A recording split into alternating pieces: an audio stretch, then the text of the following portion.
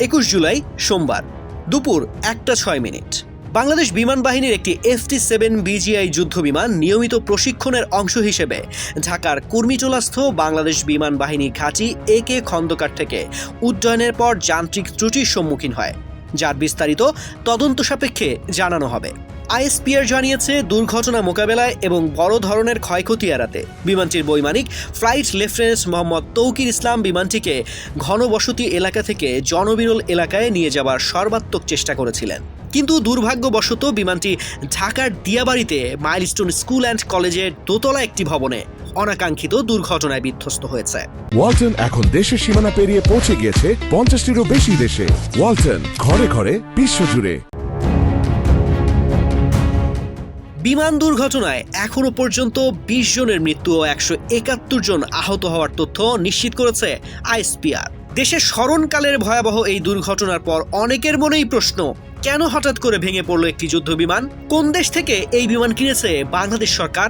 এই যুদ্ধবিমান কারা তৈরি করেছে? বাংলাদেশ বিমান বাহিনীর বহরে কবে যুক্ত হয়েছিল এই বিমানগুলো? এগুলোর বর্তমান অবস্থাই বা কি?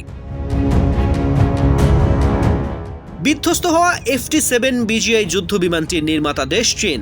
চেংদু অ্যারোস্পেস কর্পোরেশন নির্মিত এই যুদ্ধ বিমানটি মূলত J7 মডেলের একটি রপ্তানি সংস্করণ, যা চীনের বাইরে পাকিস্তান ও বাংলাদেশ সহ কয়েকটি দেশ এখনও ব্যবহার করছে।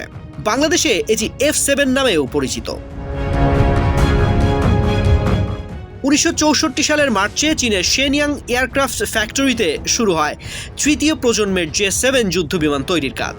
এরপর থেকে J7 সিরিজের বহু মডেল তৈরি হয়েছে এবং তা বহু দেশে রপ্তানি হয়েছে।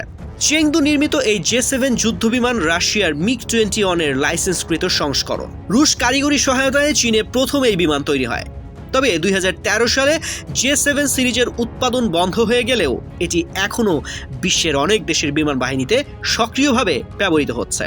J7 সিরিজের এই যুদ্ধ বিমানগুলো মূলত ইন্টারসেপ্টর হিসেবে ব্যবহৃত হয়ে থাকে। এতে স্বল্প পাল্লার infrared homing air two air missile সংযুক্ত থাকে এবং তা মূলত আকাশে স্বল্প পাল্লার যুদ্ধের জন্য ডিজাইন করা। এই বিমান আকাশ থেকে ভূমিতেও আক্রমণ চালাতে সক্ষম। বাংলাদেশ বিমান বাহিনীর কাছে বর্তমানে 30টির বেশি F7 BGI মডেলের বিমান রয়েছে, যেগুলো চেংদু J7 এর রপ্তানি সংস্করণ। বিশেষভাবে বাংলাদেশের জন্য ডিজাইন করা এই যুদ্ধ বিমানগুলোকে সাধারণত ইন্টারসেপ্টর এবং গ্রাউন্ড অ্যাটাক রোলে ব্যবহারের জন্য নিয়োজিত করা হয়। এগুলো সোভিয়েত রাশিয়ার MiG-21 এর মতো সিঙ্গেল ইঞ্জিনের হালকা যুদ্ধ বিমান। সামরিক বিভিন্ন ওয়েবসাইটের তথ্য মতে বাংলাদেশ বিমান বাহিনী বর্তমানে প্রায় 50টি যুদ্ধ বিমান ব্যবহার করছে। এর মধ্যে চীনের তৈরি F7 যুদ্ধ বিমান রয়েছে 36টি এবং রাশিয়ার তৈরি MiG-29 রয়েছে 8টি।